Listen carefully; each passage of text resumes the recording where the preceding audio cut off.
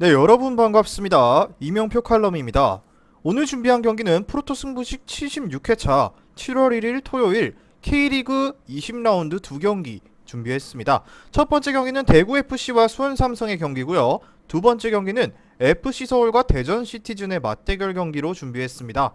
자, 먼저 첫 번째 경기 대구FC와 수원삼성의 지난 라운드 경기 내용 살피면서 분석 한번 시작해 보도록 하겠습니다. 자, 먼저 홈팀 대구FC부터 살펴보도록 하겠습니다. 자, 현재 대구는 강팀 판독기라는 별명이 어울리는데요. 자, 이번 시즌 7승 6무 6패를 기록하고 있는데 아이러니하게도 이번 시즌 거둔 6패가 모두 상위권 팀들에게 허용한 패배였다. 자, 반면 같은 순위 또는 하위권 팀을 상대로는 착실하게 승점을 쌓아가면서 리그 8위를 기록하면서 중위권에 위치해 있는 대구인데요. 자, 이번에 상대할 수원 삼성은 벌써 강등 확정이라는 이야기가 돌 정도로 나올 정도로 하위권 팀에 속한다. 자, 이게 무슨 의미인지 대충 눈치를 채셨을 텐데, 자, 대체로 하위권 전력에게 강한 모습을 보였던 대구고 최근 홈에서 2연승을 기록하면서 승리유림을 이어가는 대구에게는 좋은 먹잇감이 될 가능성이 다분한 수원 삼성입니다.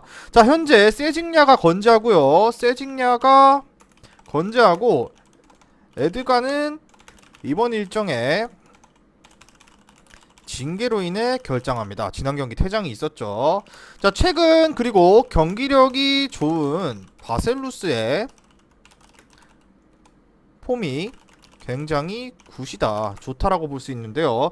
자, 공백이 그렇기 때문에 에드가의 공백은 완전히 메울 수 있을 것이고, 지난 울산전에서 패배했음에도 세징야와 바셀루스가 만들어낸 만회골은 대구FC에게는 상당히 고무적이었는데요.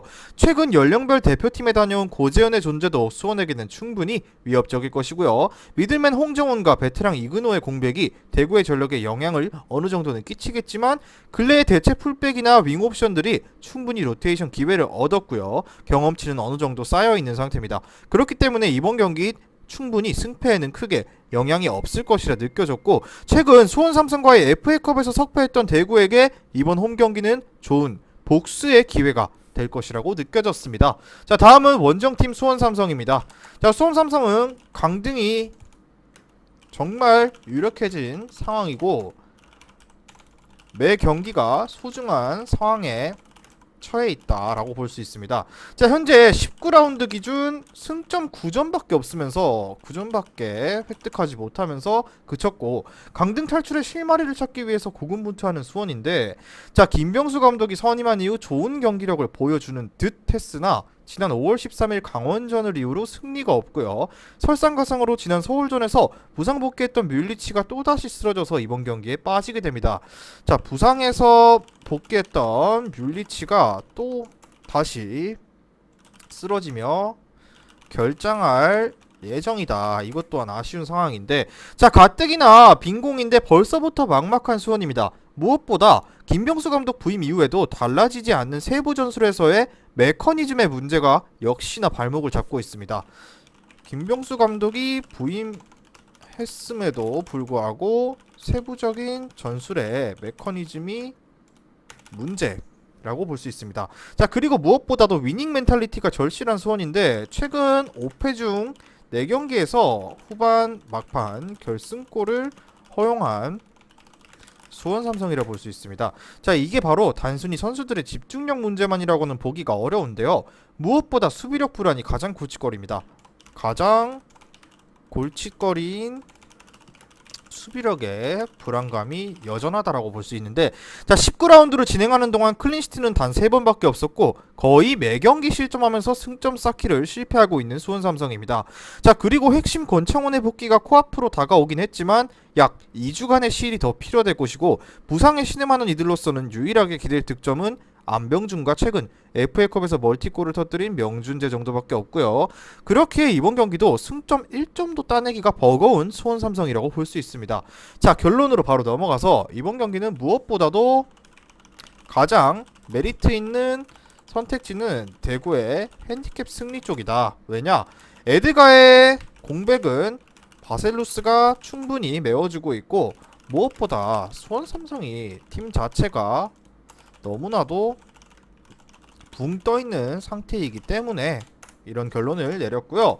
자, 8명에 달하는 부상자 중 중앙 공격수 자원이 없는 수원 삼성이고 안병준의 부담은 더욱더 커질 것이라고 보여집니다. 거기에 대구의 단독 득점 가능성까지 높다라고 보여지는데요. 높은데, 자, 무엇보다 수원 삼성의 완의 득점이 너무나도 어려운 상황이라 충분히 대구의 핸디캡까지도 여유롭게 접근해볼 공산이 크다라고 느껴지는 경기입니다. 그렇기 때문에 중요 포인트로는 대구는 여전히 약팀을 상대로는 강한 면모를 보였고 에드가가 빠지더라도 바셀루스가 충분히 공백을 메워줄 것이다 라고 보여집니다. 자, 그렇기 때문에 추천픽으로는 대구 승, 대구 마이너스 1.0, 핸디캡 승리, 그리고 2.5 오버까지, 그리고 1순위는 대구 핸디캡 승리 추천드렸습니다. 자, 바로 다음 경기 분석으로 넘어가도록 하겠습니다. 이미 준비한 프로토 승부식 74회차 1420.00배당 고배당 조합으로 준비했는데요. 조합이 궁금하신 분들께서는 영상 끝까지 시청하시고 영상 아래에 고정된 댓글에 링크를 클릭하셔서 수익방 입장하시면 매일마다 승부식 주력 조합, 고배당 조합 한 조합씩 무료로 받아보실 수 있습니다. 자, 다음 경기는 FC 서울과 대전 시티즌의 맞대결로 준비했는데요. 이 경기도 마찬가지로 두 팀의 지난 라운드에서의 경기 내용부터 간략하게 살펴보면서 분석 한번 시작해 보도록 하겠습니다. 자, 먼저 홈팀 FC 서울부터 살펴보도록 할게요. 자, FC 서울은 내외부적으로 흉흉한 이슈가 있었다. 이게 무슨 말인지는 여러분들도 다 아시겠죠? 자, 정작 경기력과 팀 전반적인 분위기가 나쁘지만은 않은데요. 황의조가 지난 슈퍼매치 이후 K리그의 안녕을 고해서 중앙 공격수의 자리가 비어있는 서울입니다. 황의조가 지난 라운드에서 마지막 경기를 치르고 중앙에서의 공격 자리가 비어있는 서울이라고 볼 수 있는데요. 일류첸코와 박동진이 있지만 퍼포먼스는 아쉽다라고 볼 수 있습니다. 자, 경기당 득점 부문에서 2위를 달리는데 적합한 인재를 찾을 경기가 될 것으로 보이는데, 자, 이 과정에서 약간의 불협화음이 감지될 가능성도 있는 서울인데요. 자, 기성용과 팔로세비치를 활용해서 볼을 점유하고 전개하는 과정이 매끄러운 서울인데 점유율과 패스 부분에서 리그 두 번째를 달리고 있고 임상엽, 나상호를 활용해서 마무리까지 만들어내는 서울입니다. 자, 시즌 초반에 굉장한 공격력까지는 아니지만 원정 공포증에 시달리는 대전 수비진을 공략하기에는 큰 문제는 없을 것입니다. 비록 공격력이 시즌 초반보다는 힘이 빠지긴 했어도 상대가 원정 징크스가 있는 대전임을 고려하면 이번 경기도 득점은 문제가 없을 것이라고 보여집니다. 자, 거기에 김주성과 이한범의 수비라인 또한 나이에 비해 너무나도 안정적이고 특급 좋고 김신진이 부상으로 이번 경기에는 빠진다고 합니다. 하지만 일루첸코, 박동진, 윌리안 등 대체 자원이 제법 목소리를 내고 있고 괜찮은 대응을 할 수 있을 것이라 보여지는 FC 서울입니다. 자, 다음은 원정팀 대전 하나 시티즌입니다. 자, 대전은 국가대표 센터백 조유민의 공백을 어느 정도는 지웠다라고 볼 수 있는데, 조유민의 이탈 이후 수비진이 급격하게 흔들리면서 울산과 인천전에서 6실점을 기록했습니다. 이후 3경기 동안 멀티 실점은 없다라고 보여졌는데, 자, 최근 고무적이었던 점이라면은 경기 막판에 집중력을 끌어올리면서 승점을 가져오는데 성공한 것인데요.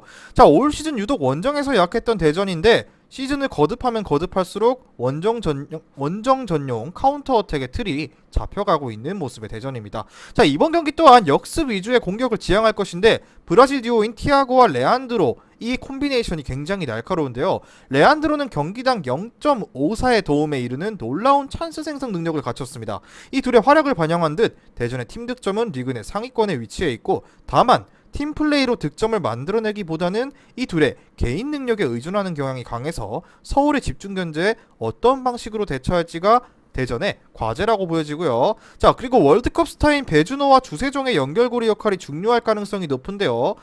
여기에는 조금은 의문이 들기도 했습니다. 완벽하게 신뢰하기는 어렵고 서울의 코어라인의 조직이 워낙 견고하기 때문에 이 둘이 막히게 되면 공격도 답답하게 풀릴 가능성도 어느 정도는 있다라고 보입니다.